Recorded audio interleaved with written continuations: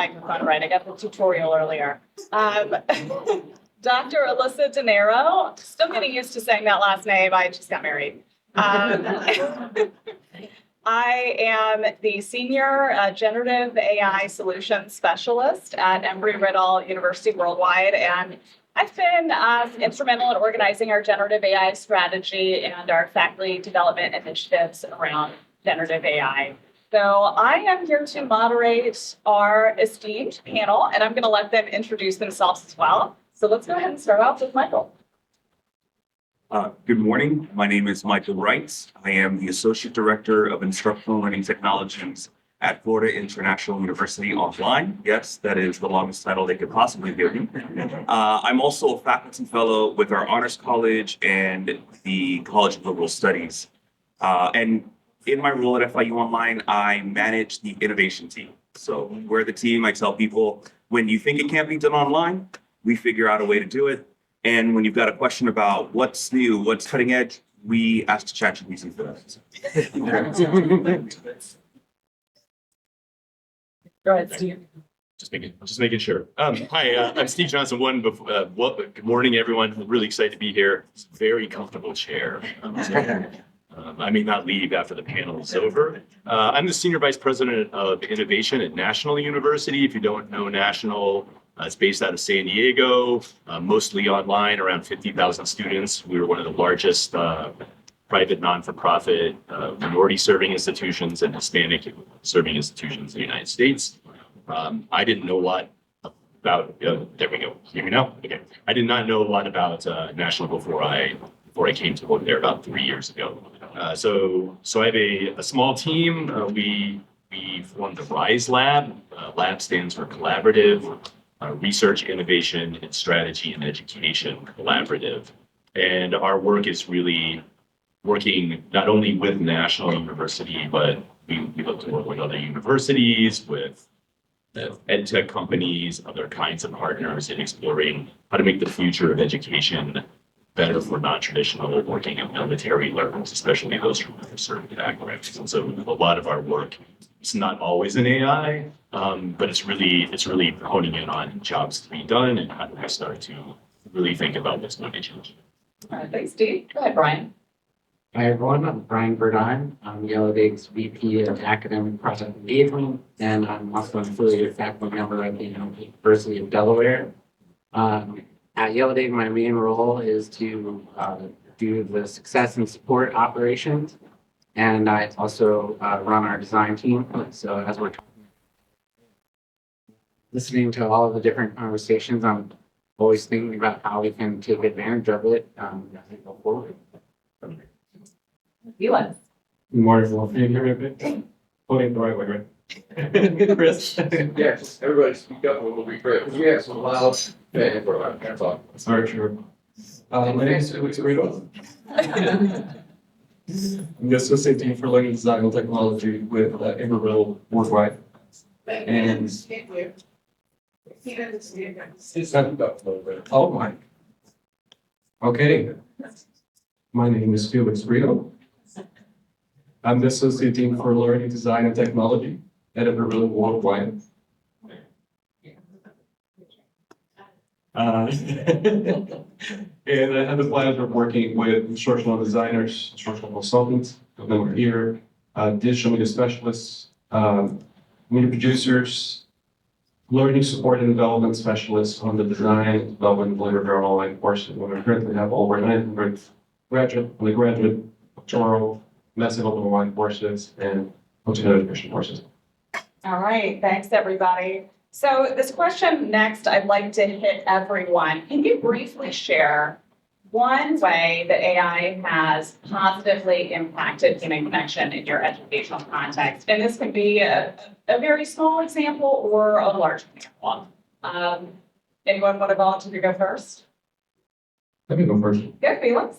All right. Well, the fact that we have somebody in the team now that is focused on AI, the fact that we have a movement within not just the university, but more precisely within the division on working on teams. Well, the thought, as Chris has pointed, it is something that I consider a step in the right direction to facilitate data collection. I think it starts within the department. It's something that is unprecedented, at least as far as I'm concerned. And it has already been remarkable. And we're just getting started, right? And this is, no, I'm serious. This is something that I haven't seen in other places. This is something that I think is valuable, and it is going to set us in the right direction. Thank you, Felix. I didn't plant that, I swear.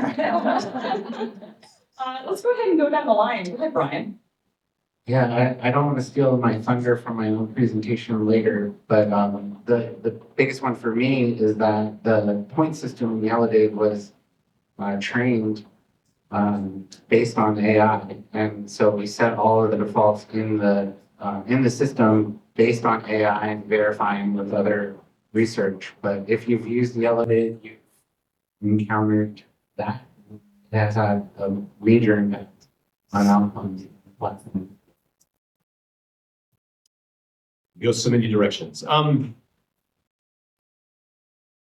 will also obliquely answer your question because I always go to ambivalence. Sorry. So everything's positive is also negative at the same time. And this is about 8 years ago when I was a dean. Had somebody come in and show us this great tool that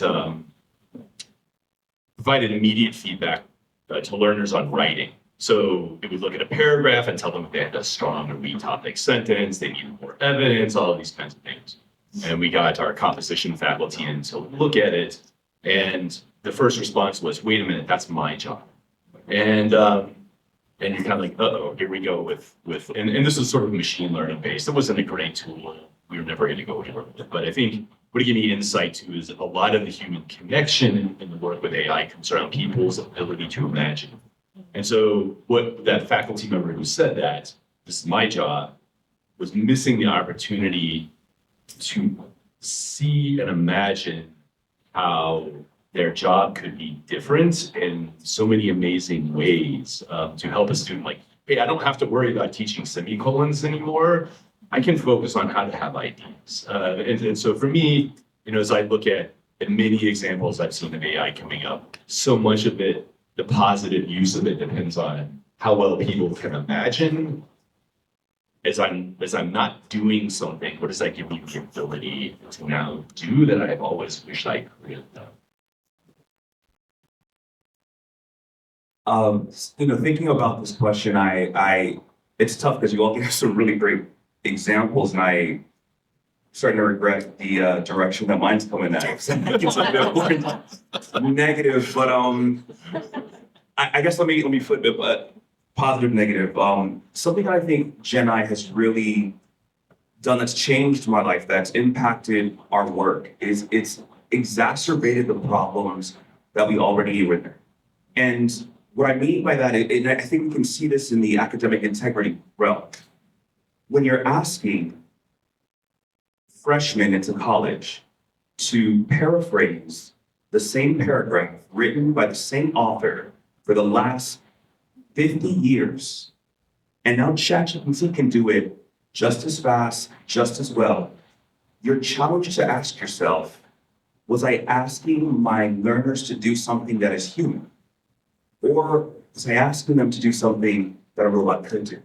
And so what I think Gen AI has come in and how it's transformed my life, how it's helped conversations with faculty and with instructional designers is, are we teaching human things? Are we creating an environment, cultivating and nurturing learning discoveries that humans should be doing? Or is this something that a robot could do? Yeah, I love that. Thank you, Michael. And I really liked how you took the positive out of the negative there, because, we can ask ourselves, is this paraphrasing activity the best way that learners could learn? And this might be this possibly negative thing as it started off at your institution could be the thing that positively takes us in the direction of relooking at how we are presenting learning. So I love that. And I'm going to throw it back to something Stephen said earlier about how powered AI is then allowing us to, or in our ability to creatively imagine what could be possible. So I'm going to ask you guys to creatively imagine what could, in the context of the rapid development of AI, what could the future of learning look like in 5 to 10 years from now? And this would be super broad. But any volunteers to take on this big question? If you could dream. Amy. I'll take a stab at that dream. I like to tell my students that after I do the intro, I have this degree, I do this thing, but what's most important is that I'm a millennial, which means I have seen things that I love die very quickly, and the world changed, right? Toys R Us. All right. But what I think in 5 to 10 years, how Gen AI will significantly impact education is two ways. And this might be another question, but the first is we've been talking about the future of digital learning for a very long time. And I think for many of us, we thought the future is going to be virtual reality. We're going to put humans in a fake class while they're sitting in the room by themselves and meet with other people and sit in a virtual chair and sit in a virtual desk and interact with a virtual professor.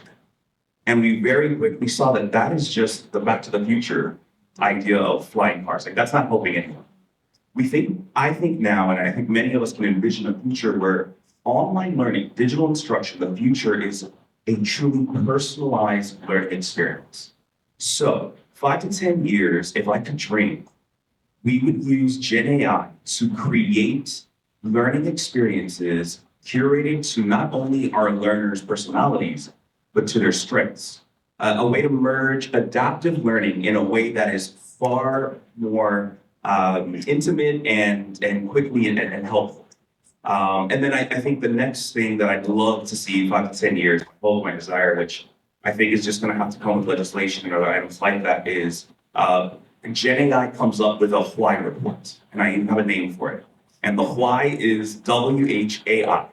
And the idea is that the response you get, if you're using Gemini right now, Google's Bard LLM, you're seeing that it'll tell you the confidence of why it came with that answer. And I think why that's going to be helpful in education is we have stopped cultivating curiosity, right? When ChatGPT, when Gemini, when Claude gives you an answer, I want the person who input the answer to be like, well, why is this the response?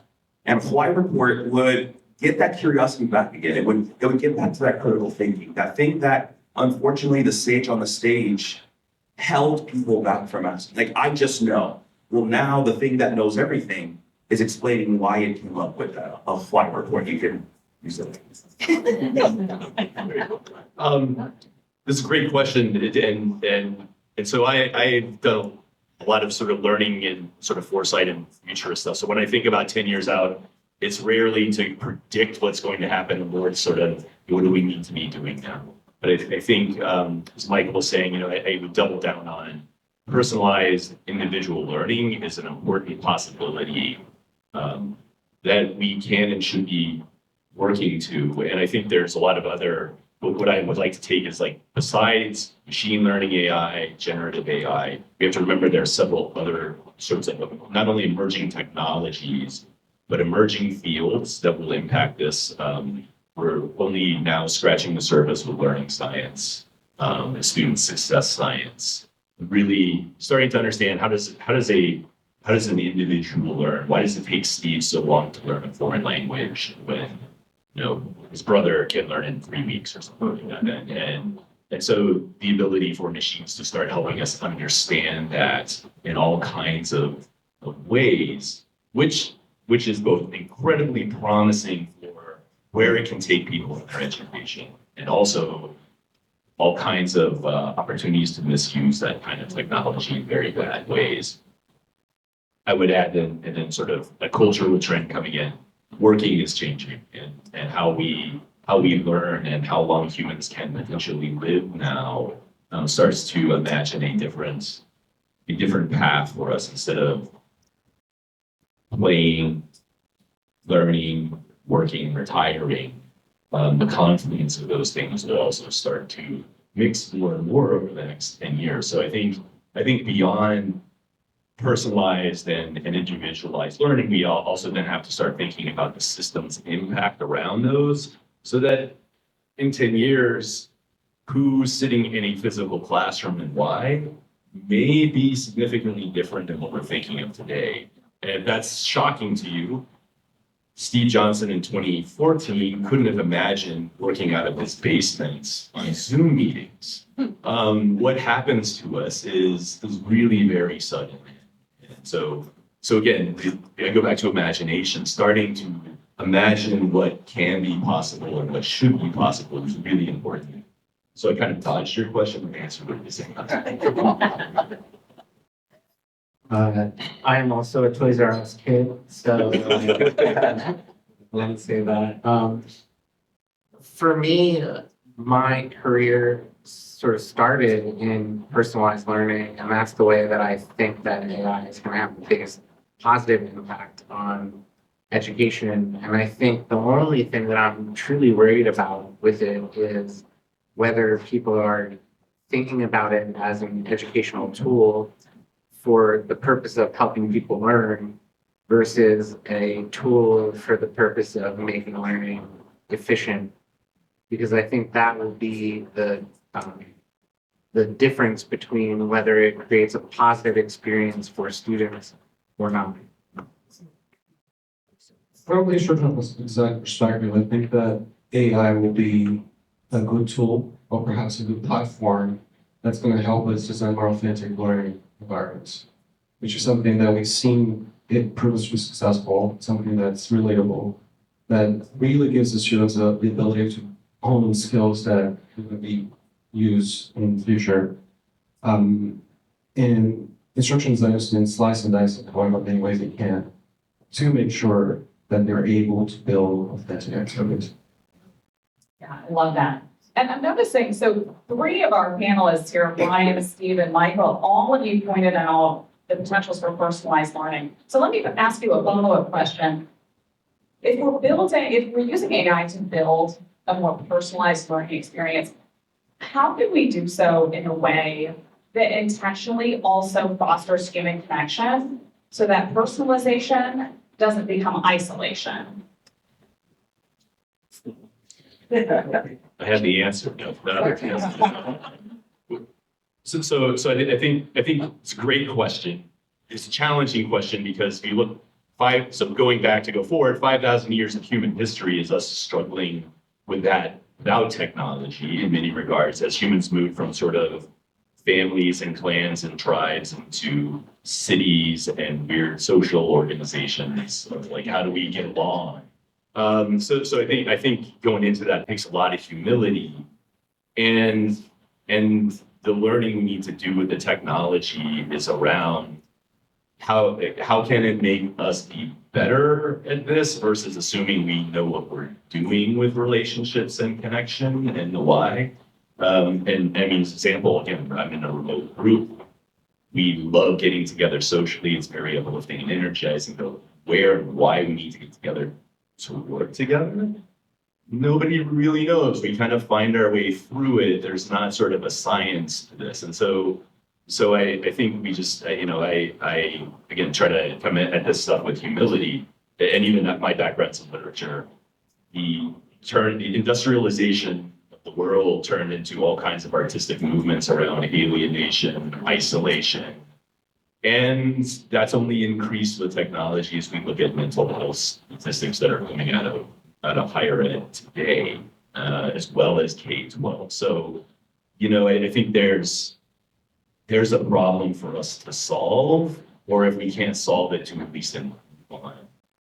So again, I've for the third time dodged a direct answer to your question, but I think I like to be have a lot of perspective on what we're tackling here. And so there is a lot of technology out there that's also recognizing demographic data is not the right place to start its behavioral data.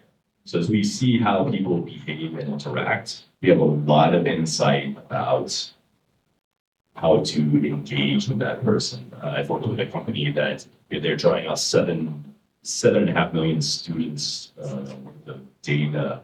Those data could quickly understand LMS data, and could quickly understand how when Steve gets in the LMS base in comparison to that other 7.5 million student data set,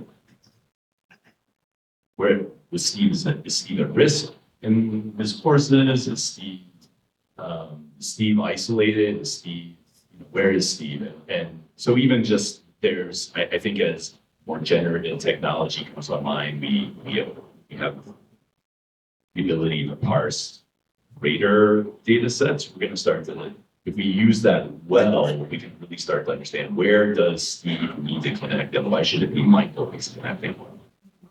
Yeah, thanks, Steve. Sorry, Brian, I'm gonna put you in the hot seat. Because I think you guys at Yellowdig have really done the work of intentionally thinking about how do we bring in human connection. And so I'm wondering if you have any insights on, as we continue to involve AI in learning to personalize learning, in what ways can we go about intentionally fostering that continued human connection? That's a hard question, but I think one of the things that continues to come up again and again for me is that most human connection is not that planned, and the best human connections are not planned.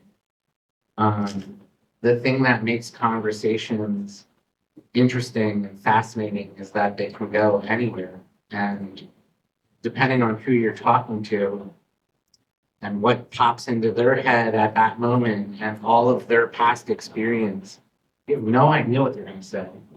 And that is what makes human connection fun, truly. And so I guess that's my answer. Thanks, Brian. Sorry, I'm throwing fastballs this morning. So let me ask a little more broadly. Can any of you recommend any tools or resources that have been effective or seem promising for fostering human connection? Yellowdig. That's a softball. Yeah. So do you want other tools outside of Yellowdig? Yeah. Or what are the tools that we're using? Or resources. Yeah. So Yellowdig is how we make discussions feel like discussions at our university. Just want to prop that up, but Yellowdig gave us an interesting problem. We had to go and find other tools that attempted to do a similar thing. And so we started looking at tools that brought the student, the flipped classroom, the letting the learner lead the conversation into the place where these are our digital instruction. And so for one of those tools, we used Perusal. And our pitch to Perusal was, or our pitch to our faculty was this: let Perusal handle did my students read, are my students in the content? And you go in there and do the professor thing. You ask questions, you encourage them, give them examples of items like that. I need to kind of preface this by saying, Gen AI, I truly believe, by using it, it allows you to offset the human things we were doing for efficiency and replace those with actual human things, not having to spend all of my time grading and checking my students if they're cheating or what are they figuring out there, and now really just learning alongside them. So I say Perusal's one tool, and another one, I'm a huge fan of proximity-based video conferencing tools.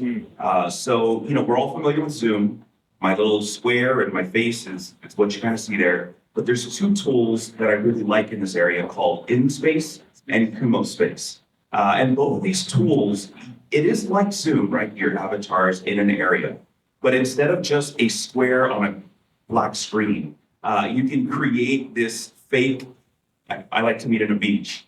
And you move from Miami, right? You move your avatar by using your cursor closer or farther away from people. And what I really like about these tools is, as I get closer, the other person gets louder.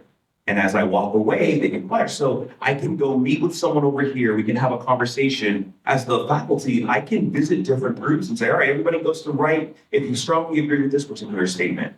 Again, using tools, using items, using things that allow us to offset the efficiencies to the robot stuff and allow us to be more human.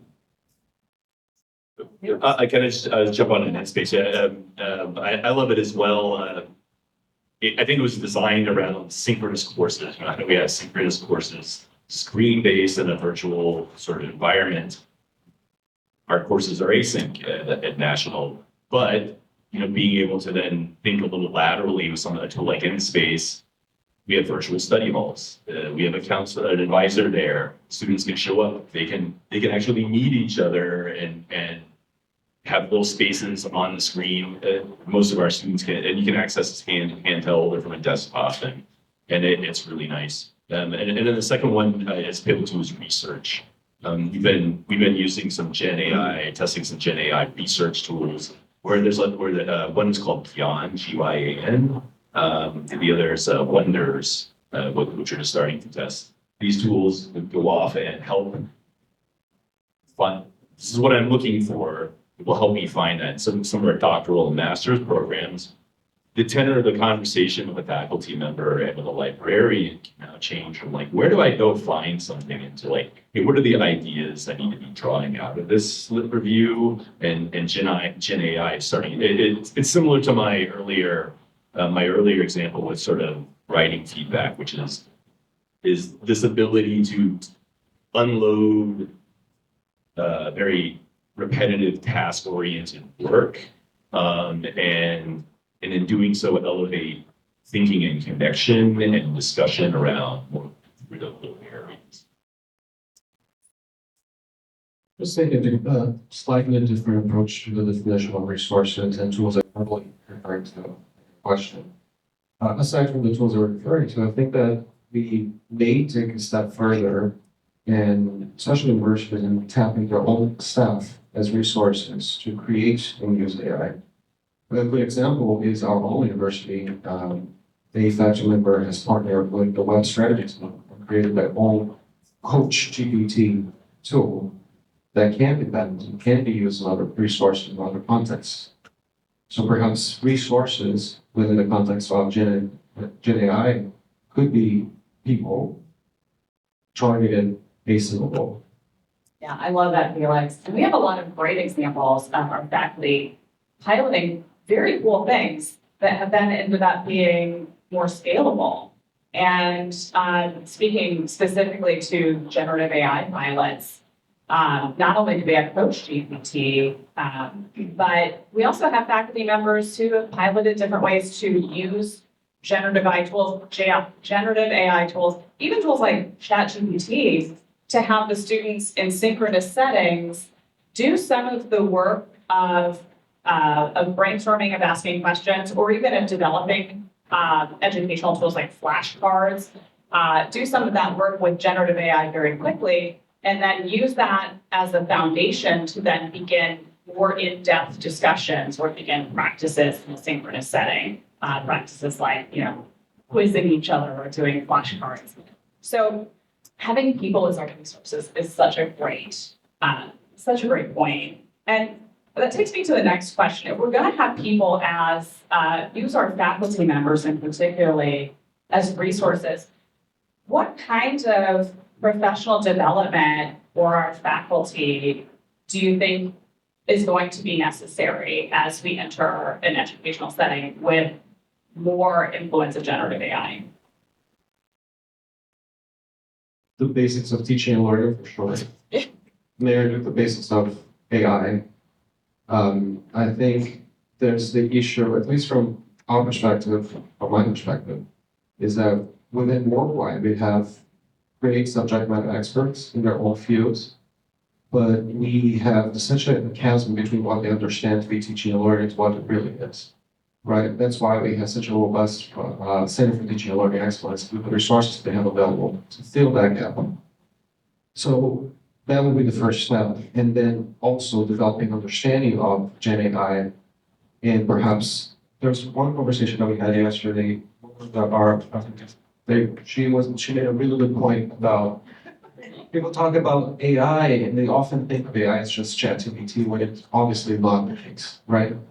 The point that you made. So we have to really, and that's why we're talking about basics of understanding AI is what AI is.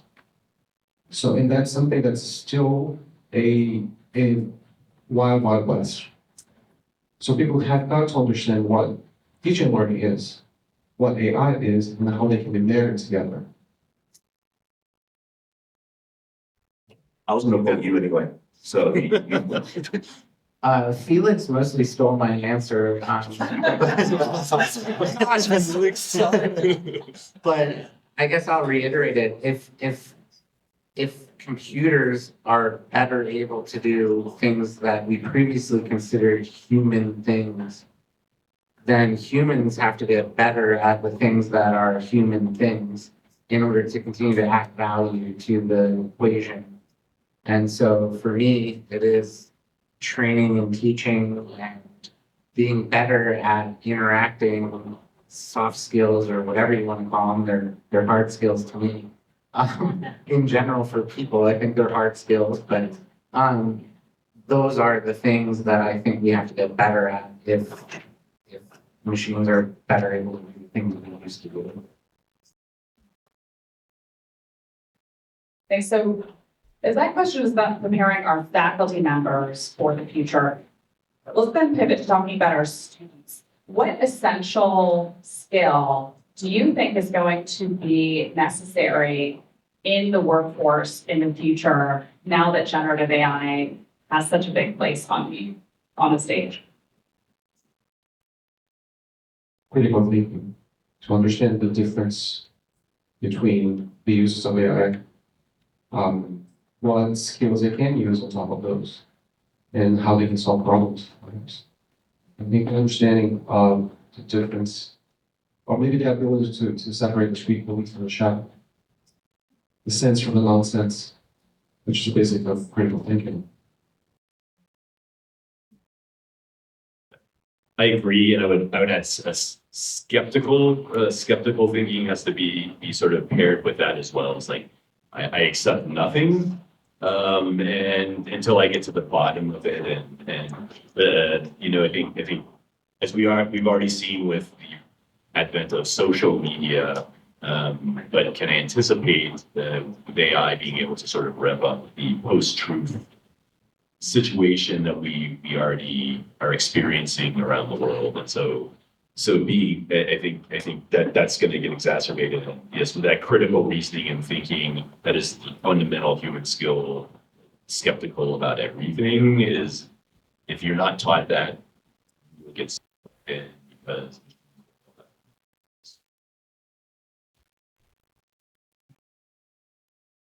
Excellent points that I completely agree with. I think to add on empathy initiated problem solving. I think these things, they do the things that many of us in our jobs do better and faster than we do. But time and time again, as our careers change, as global pandemics change the way that we approach anything, the problems that come up are not problems that our students have ever read a textbook about, right? They're going to be things that they're going to have to move on and react to in such an agile way in order to be able to provide for their families and preserve our communities. And so an empathy-initiated problem-solving curriculum, approach, perspective can be a way that they can go into these LLMs, these work processes, and solve and create solutions that will actually solve the problem, right? And I think starting with empathy design thinking is something that I infuse into everything I do. I joke with my students all the time that I teach them in class how to use it, and I also use it with my wife trying to figure out where to take her to eat, and so I think empathy initiated problem solving is the skill that we really want to push, and something too we gotta say is things are changing in a way that you will not be able to predict, that I unfortunately cannot prepare you to predict, and that your parents have never even imagined. you need to expect this and use every tool in your arsenal to be able to tackle it. Love that. So, I mean, I think you raised a good point with that one, Michael. And I'm interested to know, if we're thinking about, these are some of the ways in which we need to prepare our students. But when we think about how we're preparing ourselves, what are some of the greatest risks that you can imagine with implementing generative AI technologies in higher education? I want to start this one because last week we just finished our GPT, where we created a GPT that will answer the top 20 questions that faculty ask for instructional designers and suggest the appropriate LTI dependent on our faculty's problems. And the reason I say that is because some of us here are like, oh no, he's creating the thing that's going to replace our jobs. And we thought that was super in the future. We thought that was a thing in the Terminator idea that was not going to happen. And when we were doing it, my team was like, Michael, are you sure? Like this is what we do. And again, it was that idea that says, well, if this is all we did, we were doing it wrong. And I think what higher ed needs to do, what higher ed needs to come back to is, what is the purpose that we're here? What is our North Star, right? Because when I work with a faculty, I'm not working with a faculty to help them put their words into a syllabus. I'm helping the faculty create a learning experience that will motivate and inspire a student to love the thing that they spent their entire academic journey creating knowledge about and problem solve for a world with that paradigm of this faculty's about. So I think higher ed, the greatest risk we have is looking at AI and saying, this is doing, what this does is a human thing. And if it does it, I need to fight against it. Instead of saying, if this thing does that, let me get back to the learning objectives. Let me get back to what exactly is it that we want to do. We want to get as many students as possible educated as efficiently as possible so that they will be able to feed and provide for their families and communities. And so if we forget that, then yeah, Gen AI is going to replace the things we were doing, but then all we were doing wasn't a human thing in the first place. So this is the strategist and futurist that me talking. I think one of our biggest risks is we're right here with AI tools that are in front of us, and we're not thinking about your 10-year question. What is happening in 10 years, and what do we anticipate the size of that change? It's a great book, Power and Prediction, Disruptive Economic Artificial Intelligence. It opens with a reminder that from 1879, when Edison's light bulb made its first appearance, to about 80% of United States factories using an electric motor as their main drive was about 70 years. In our minds, the light bulb happened and America was electrified. It was a little faster if we think about the rise of the internet. But what they point out is you go through this phase of point solution to application solution to systems change. And so point solutions with the internet are, I can send email, I can communicate with somebody I never did. The system solution is, hey, I'm Amazon, the application solution, I'm Amazon, I can sell books. And then we see in the internet system solution with companies like Uber or Airbnb, where I've now flipped how commerce can happen in a new kind of way. And so I think if we're thinking in generative AI terms, we're seeing ChatGPT is this thing I go to, like I used to go to bulletin boards in the early days, where I would dial up to AOL. These kinds of point solutions, we need to start anticipating, okay, where is that application where several confluences of these things start to come together. And I think we're hearing some of this morning, but what is the system change? So the system is an education built around students with a personalized, individualized model. As an example, not that will happen, but the way I would like to see that happen. what else is changing around us and how do we anticipate that and start bringing that to the attention in sort of a concerted way to the best we can manage those things.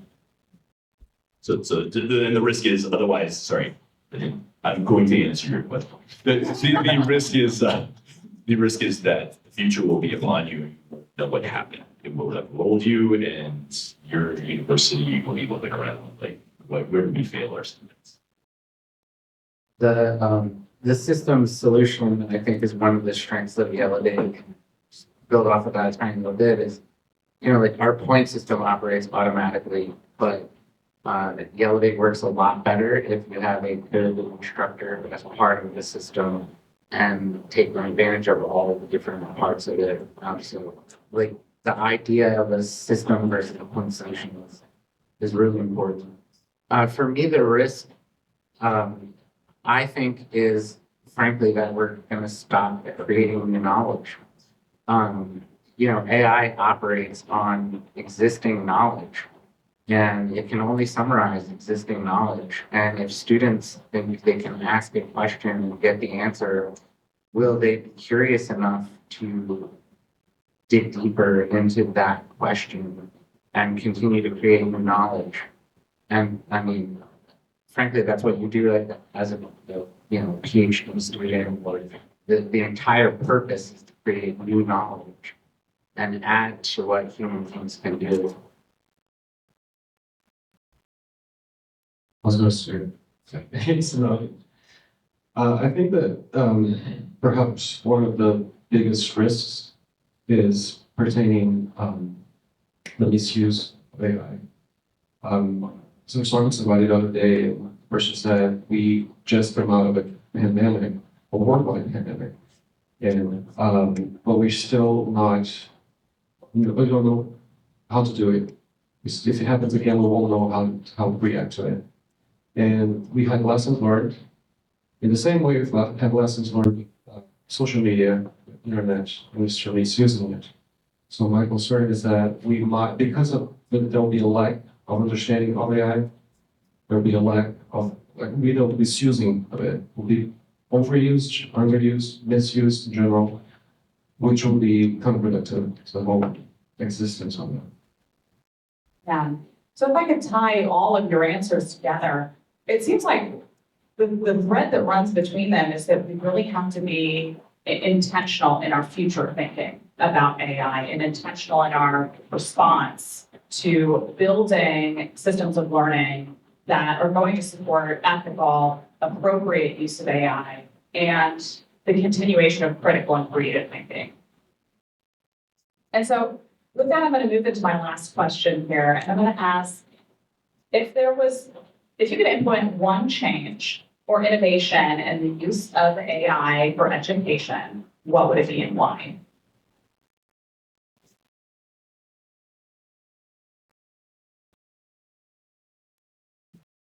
Are you talking about the creation of a tool that can help us achieve a goal? Could be.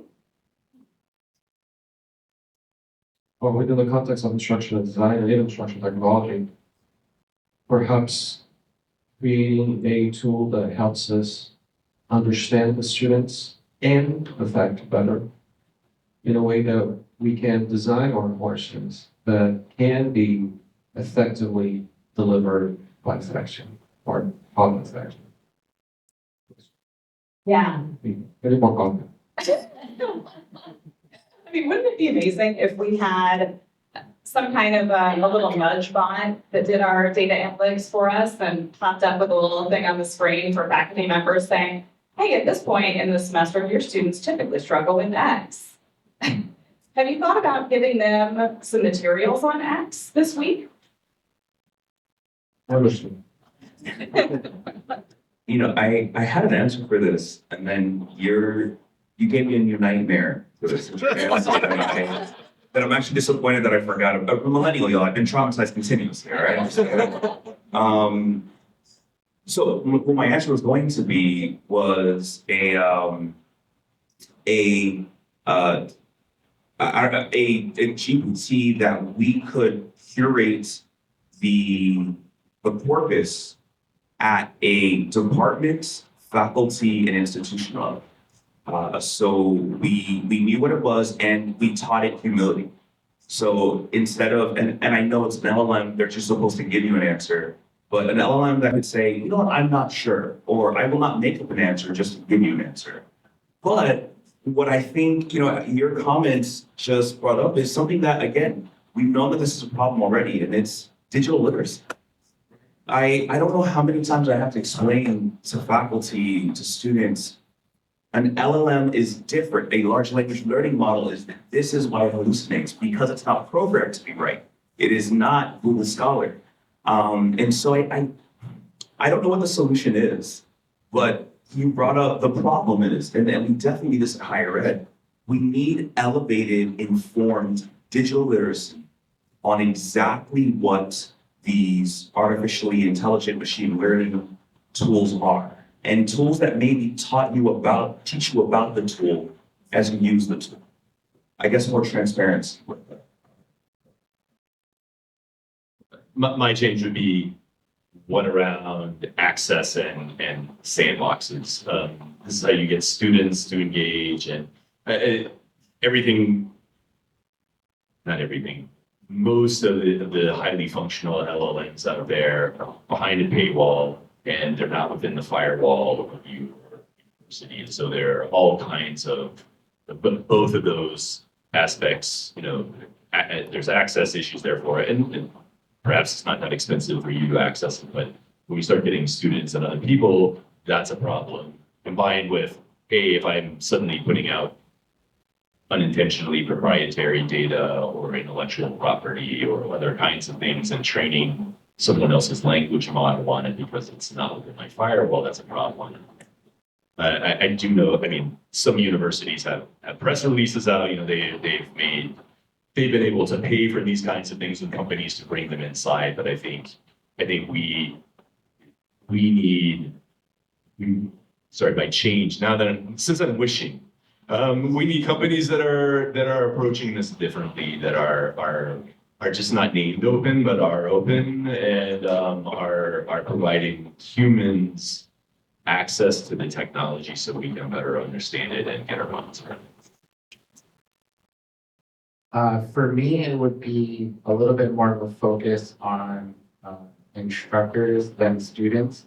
So, in conversations with people about what we need to add to our platform, most of it is focused around things that will sort of help the student immediately or instruct or control the student. That's a whole other conversation. But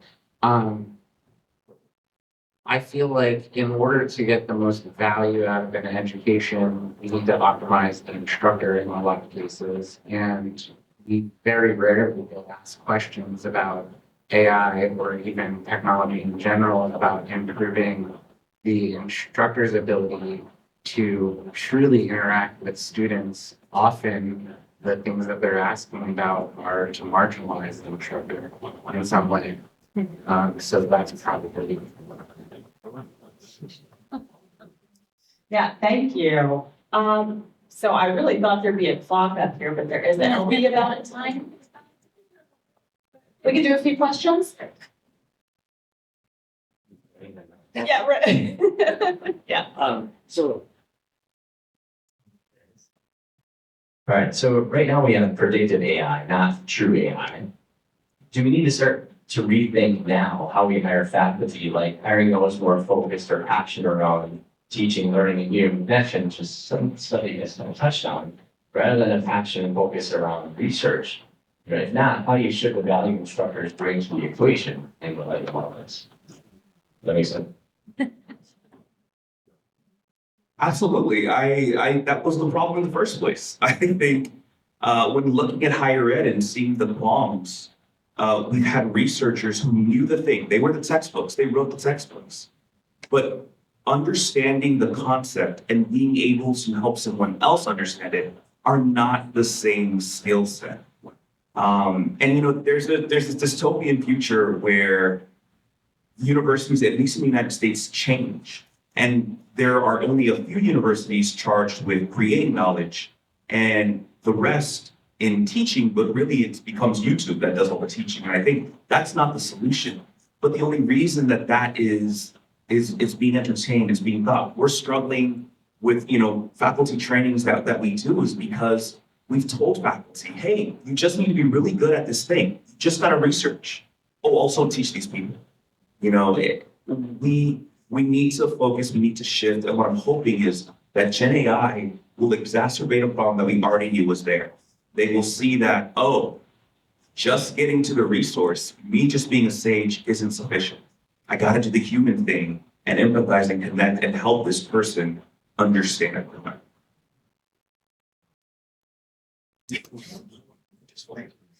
Hi, Henry.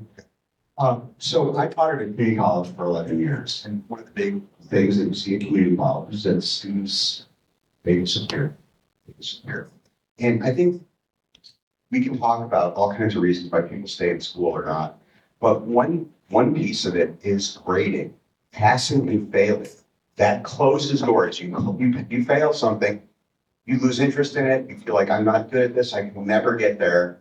And I think AI has the potential, we talk about personalized learning, to instead of having what we now consider grades, and maybe there'll be some sort of evolution about that, but have, like Brian has talked about this before to me, and about, video games, you play a level until you get good at it, and then you can go on to the next level. Instead, we do the exact opposite in education. If you're not good at it, you're done, right? And it starts in K-12, right? So I think AI can, the reason we can't do it now is because we don't have the bandwidth. As a teacher, I didn't have the bandwidth to let every student or create a new test for every single piece of learning objective that I had to do if they didn't get it the first time. It was one and done. And I think AI has the potential to improve student success by giving them little victories as opposed to giving them big defeats early on.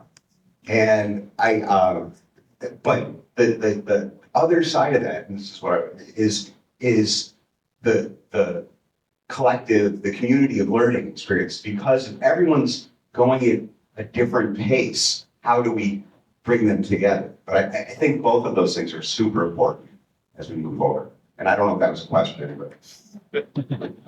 I got a couple of thoughts in response. So one is I very much agree with what you're saying, and you can see all kinds of I'm sure the people who are at this university understand the FAA uses simulation in a competency-based assessment way. You can or you cannot operate an aircraft, and you don't have to be in an aircraft for us to know that. And there's so many other sorts of applications where I've seen that happen. Like I've seen nurses trained in simulation where they have to have a difficult conversation with somebody and listen and get the right points back and those things. So I do think, and this is where I see confluences of technology. And you can see places where technologies that enable simulation, technologies that start to understand competency assessment and AI, whether through machine learning or generative tools, being this component that sort of is the glue that makes these things happen. To the other thing though, I don't know that individualized learning means you're isolated learning. I think individualized learning means, when Steve is doing this, this is a great opportunity for Steve to be in a project with other people. Or this is a place where Steve is going to learn by practicing something over and over and failing until he gets it. Right? And for some people, nope, I just need to read stuff or watch videos or listen, and I can move out with what I know because of my cognitive abilities. And for other people, it's like, no, I learn really well when I'm around people and I can ask questions, or I have somebody who can interlocute between an expert, like what the heck did that mean, and somebody who was struggling with me. And so I think when I go to like personalized, individualized learning, it's something that helps direct a person into spots where they're most likely to succeed, and it brings out their potential. And so you're nodding. I don't know whether I was arguing with you other than I'm just trying to envision it. Yeah. Because I do think that the grading paradigm, I think grading paradigm has to change. And the only piece I would add is our courses are now finite. You know, we have a semester course or however long it is. And the students who might succeed with more time don't have that opportunity. And the students who get bored because they already got it all, you know, they start to lose out too. So that's where I wonder how that personalized learning can interact with the community base. We have time for one more question, if there is an additional question. Okay. All right, in that case, thank you all for your insightful participation. Thanks, panelists.